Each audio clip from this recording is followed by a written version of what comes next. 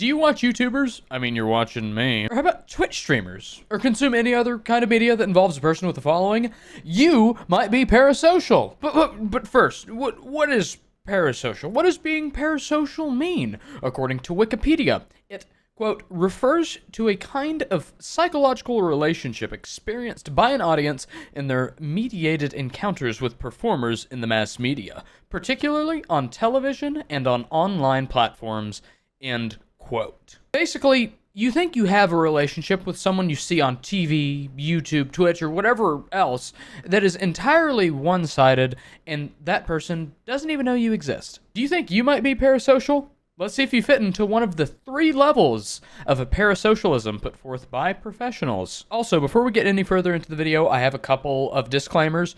Firstly, I say the word parasocial and the word relationship a lot in this video, so if my words get a little jumbled up, that's why, because I say it so much. You know when you say something so much the words lose meaning? Yeah, that's probably going to be this video. Secondly, I'm going to have to ask that, because we're discussing parasocialism, that you suspend any thoughts on my schlanket back here.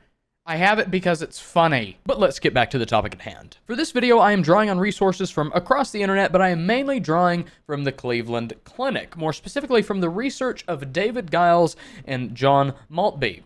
Their website has almost all the information I was looking for when I cooked this video up in my head, so the website will be linked below if you want any more information on it that's more scientific than what I'm going to be talking about. But anyways, into the world of parasocialism. The Cleveland Clinic states, quote, in 2006, researchers David Giles and John Maltby classified parasocial relationships into 3 subcategories, the first being entertainment social, the second being intense personal, and the third being borderline pathological. The first category is objectively the best version of a parasocial relationship because it oftentimes has positive effects for the viewer in real life. This is also the most common form of parasocial relationship. We are talking about entertainment social. According to Giles and Maltby, the majority of parasocial relationships fall into the entertainment social realm. In other words, you're interested in a celebrity or character because you find them compelling,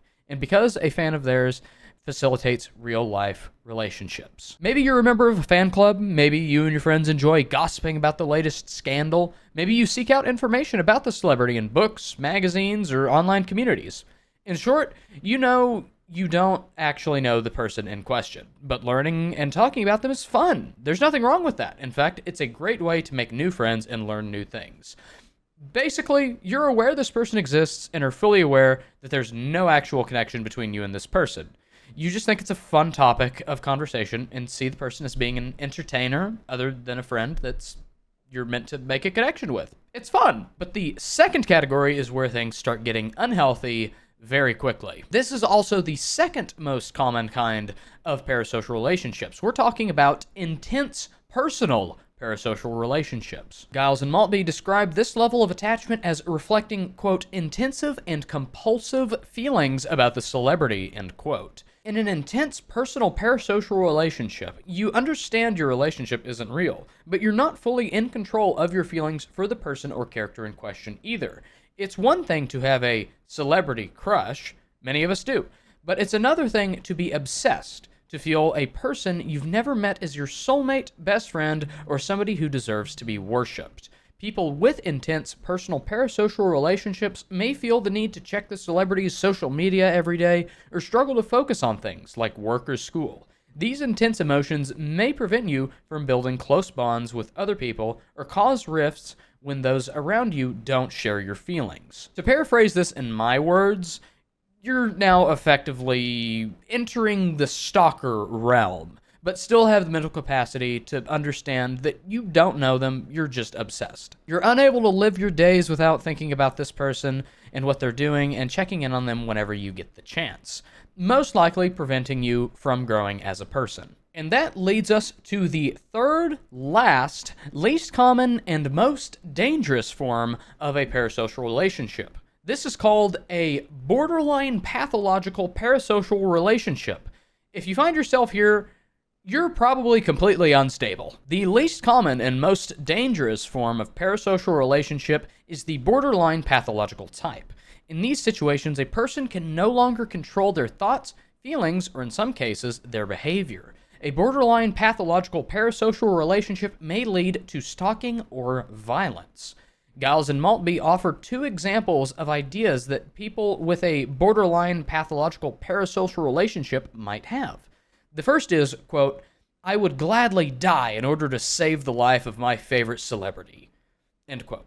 The second is, quote, "If I walked through the door of my favorite celebrity's house, they would be happy to see me," end quote. Perhaps the best known example of a borderline pathological parasocial relationship is the one that compelled John Hinckley Jr. to shoot then U.S. President Ronald Reagan in 1981.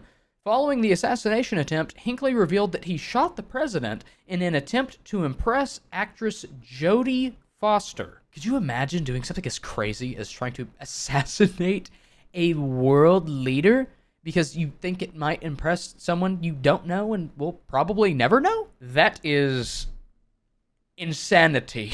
All in all, parasocial relationships can be fun. They can provide entertainment, maybe keep your mind occupied if you have severe anxiety or are experiencing a lonely stage in life. However, don't get the idea that the person behind the screen knows who you are, because they don't and probably never will at the end of the day. If you start down that path, it could lead you to even darker, more obsessive states. If you find yourself worrying that you might have a parasocial relationship that's unhealthy and is negatively affecting you or those around you, I encourage you to put down the phone, take a break from social media, work on your real-life relationships. If you think it's appropriate, you can even talk to a therapist about it. There are people out there who are willing to help you if you think you find yourself in one of the more unhealthy categories. But yeah, that's it. I just kind of wanted to discuss each level of parasocial relationship because I don't know, I was curious. Leave a like and I'll make a more in-depth video about the benefits and risks of having a parasocial relationship. Until then, I hope you enjoyed the video and I hope you learned something, and I'll see you later. Goodbye!